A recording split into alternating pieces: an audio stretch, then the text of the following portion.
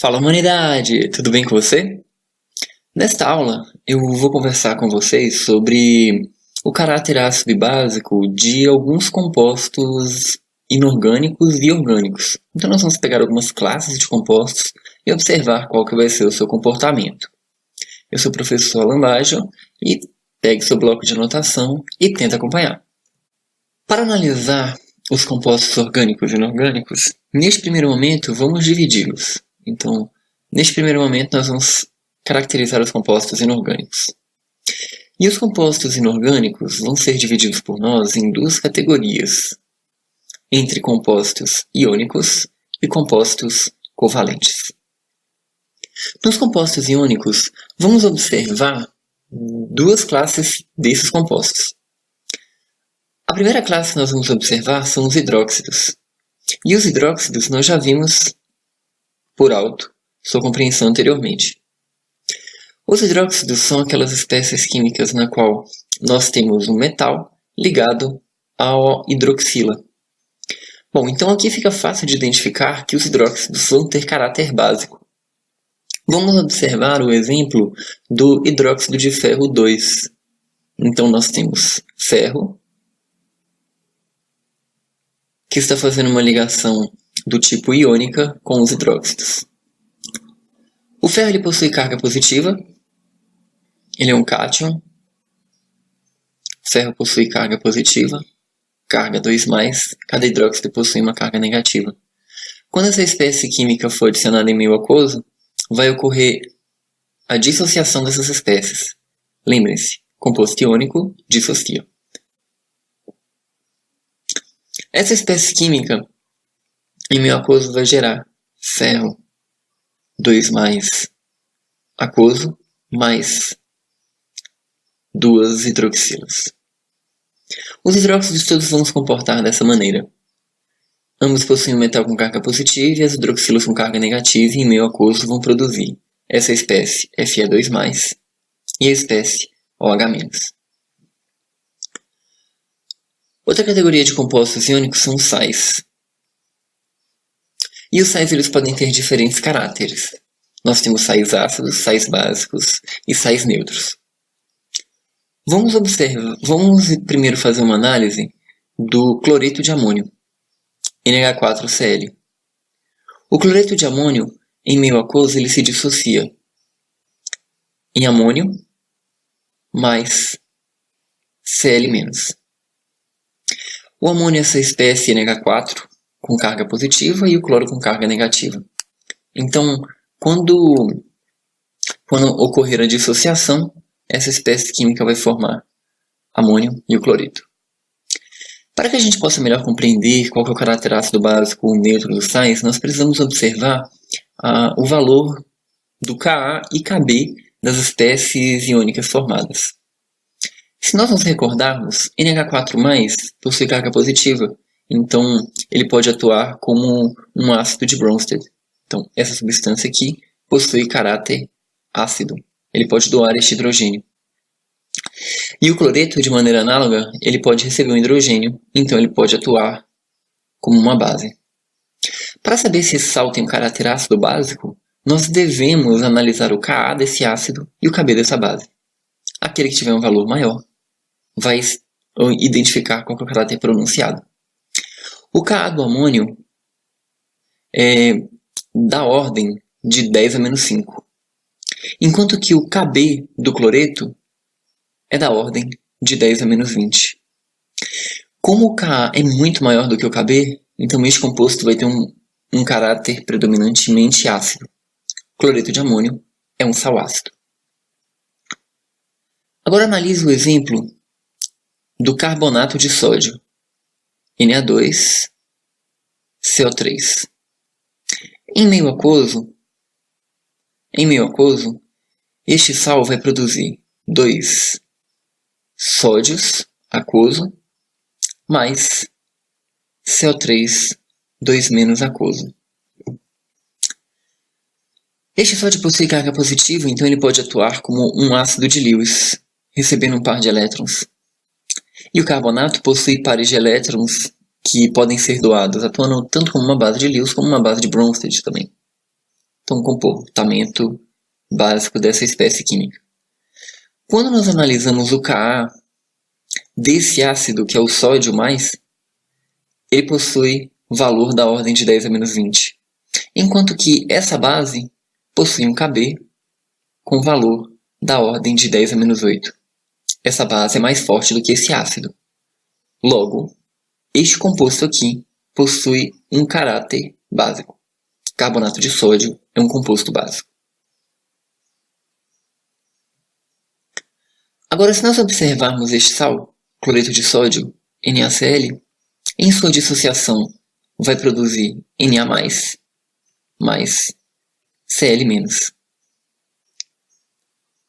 Sódio, composto que possui caráter ácido, cloreto, composto que possui caráter básico. Composto, melhor dizendo, não é uma espécie química. O Ka deste ácido é aproximadamente 10 a menos 20. E o Kb dessa base, aproximadamente 10 a menos 20 também. Bom, primeiramente, este valor de Ka e Kb é um valor muito baixo. Como ele é muito inferior a 10 a menos 14, então eles praticamente não vão interferir no pH. E este Ka é de valor aproximadamente igual a este Kb. Então, a acidez desse composto ela é neutralizada pela basicidade dessa outra espécie química. Então aqui nós temos um exemplo de um sal neutro. Então, para identificar o caráter ácido básico dos sais, nós devemos observar o Ka e o Kb de suas respectivas bases e ácidos conjugados. Bom, nos compostos inorgânicos, nós ainda podemos ter os compostos de caráter covalente. E aqui nós vamos analisar os hidrácidos e os oxiácidos. Quando observamos um hidrácido, nós teremos uma formulação geral, né? HX, por exemplo. Ou ainda, né, nós podemos ter diferentes subíndices para o hidrogênio. Podemos dar um exemplo, né? Vamos retirar aqui esse HX. Temos um hidrácido comum, que é o HCl. Nós também podemos ter H2S, que é o ácido sulfídrico. Hidrogênio, ligação covalente com um elemento mais eletronegativo. Então essa espécie química aqui, ela pode trabalhar como um ácido. Ou seja, HCl pode liberar H+, em meio aquoso, mais Cl-. H2S, ligação covalente, em que o hidrogênio está ligado a um elemento mais eletronegativo do que ele. Num composto binário, né? Uma coisa importante dos hidrácidos é que são compostos binários, hidrogênio mais um outro elemento químico apenas. Então nós vamos ter a produção de 2H+, mais S2-, que é o sulfeto. O que vai interferir na força de um hidrácido? Quanto mais fraca for essa ligação química, mais ácido vai ser o composto. A condição para que um composto seja ácido é que ele produza H+ no meio. Se essa ligação química aqui se rompe facilmente, então eu vou produzir uma quantidade mais significativa de H+. O meu meio vai ser mais ácido. Agora, se essa ligação química é uma ligação mais forte, então essa ligação química aqui não vai ser rompida facilmente e eu vou produzir uma baixa quantidade de H+. Para observar a força do hidrácido, eu tenho que observar a força de ligação química. Então, a melhor forma de nós analisarmos isso é a partir de uma tabela de entalpia de ligação. Quando nós olhamos e fazemos uma comparação entre o ácido clorídrico, o ácido fluorídrico e o ácido bromídrico e o iodídrico, nós podemos perguntar qual desses ácidos é mais forte. E a resposta vai ser a seguinte: aquele que tiver uma ligação mais fraca.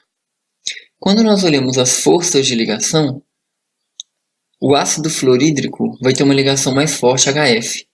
Então, essas ligações para a esquerda são ligações mais fortes. Ora, se são ligações mais fortes, significa que vão produzir menos H+. Então, são ácidos mais fracos. Quanto mais fraca for a ligação química, mais facilmente a ligação com o hidrogênio se rompe e mais ácido é o nosso composto. Este daqui é o caráter que nós vamos analisar para os hidrácidos. Quando nós falamos de oxiácidos, tem um segundo efeito, que é o que se chama de efeito indutivo. Ou melhor, óxidos.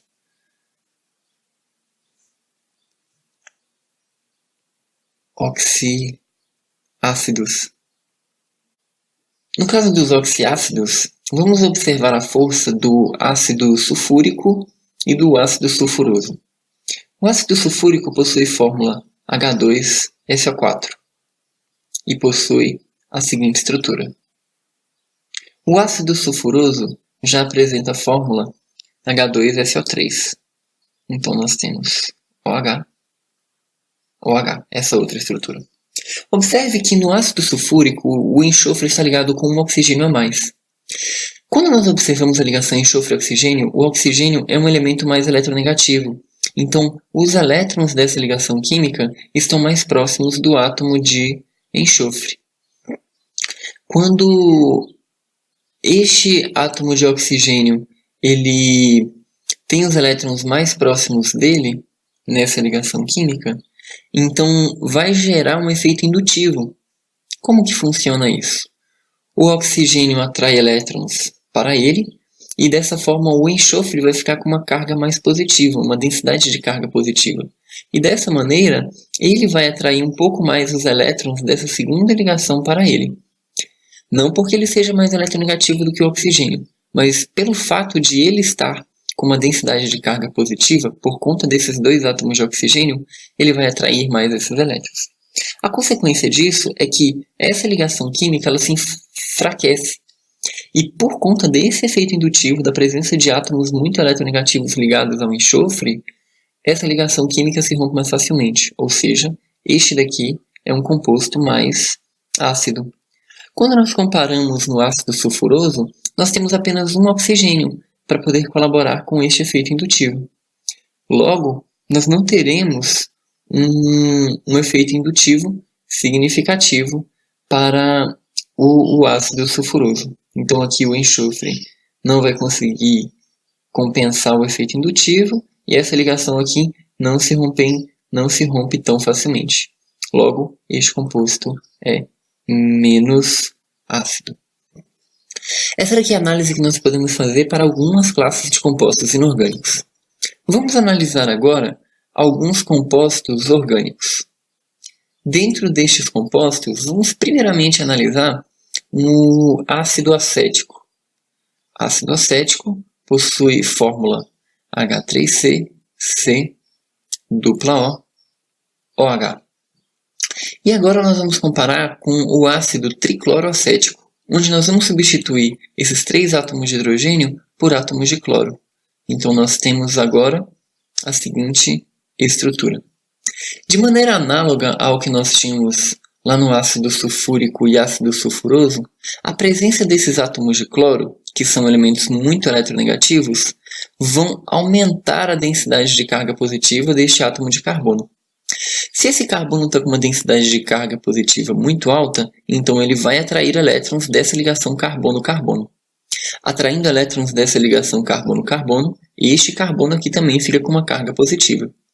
E este carbono com uma carga positiva vai atrair elétrons da ligação carbono-oxigênio e essa ligação química vai se tornar mais fragilizada. Se ela é fragilizada, ela se rompe mais facilmente. Ela se rompendo mais facilmente, este composto aqui ele possui um caráter mais ácido. Esse efeito indutivo que ocorre no ácido tricloroacético não ocorre no ácido acético, porque o hidrogênio é menos eletronegativo do que o carbono. Essa ligação é uma ligação covalente com elétrons igualmente compartilhados, então nós não teremos esse aumento de densidade eletrônica sobre esse carbono. Então o efeito indutivo ele também pode ser observado quando nós analisamos os ácidos orgânicos. E ao observar a estrutura de ácido orgânico, algumas classes de compostos, alguns grupos funcionais vão dar este caráter ácido. Vou destacar 2 deles para vocês. O primeiro é o próprio grupo ácido carboxílico, que é caracterizado pela presença da espécie química carboxilato, onde nós temos C, OH. E o segundo grupo funcional que nós devemos estar atento é o grupo funcional álcool. E junto com o álcool a gente pode colocar aqui o fenol, no qual nós temos uma espécie química ligada a uma hidroxila. Em ambos os compostos, tanto o álcool, fenol, quanto o ácido carboxílico, o hidrogênio, que é o hidrogênio ácido, o hidrogênio que pode ser ionizável, é esse da ligação OH. E sempre que você tiver um elemento mais eletronegativo ligado aqui ao lado, então você vai ter esse efeito indutivo associado. Observe uma coisa importante também. Olha só qual que era a quantidade de ligações que nós tínhamos entre o cloro e o átomo de hidrogênio. 1, 2, 3. Esse daqui é a distância máxima que nós podemos ter para ter um efeito indutivo significativo. Quanto mais átomos de distância você tiver entre o átomo mais eletronegativo, que vai gerar o efeito indutivo, e o hidrogênio, menor vai ser o efeito. Então, se esse átomo de cloro estivesse neste carbono aqui, por exemplo, o efeito indutivo seria ainda mais pronunciado. Então, esses aqui são caráteres compostos orgânicos que apresentam caráter ácido, não são os únicos, existem vários outros, sem dúvida. E agora, com relação ao caráter básico, vamos destacar o grupo funcional, amina.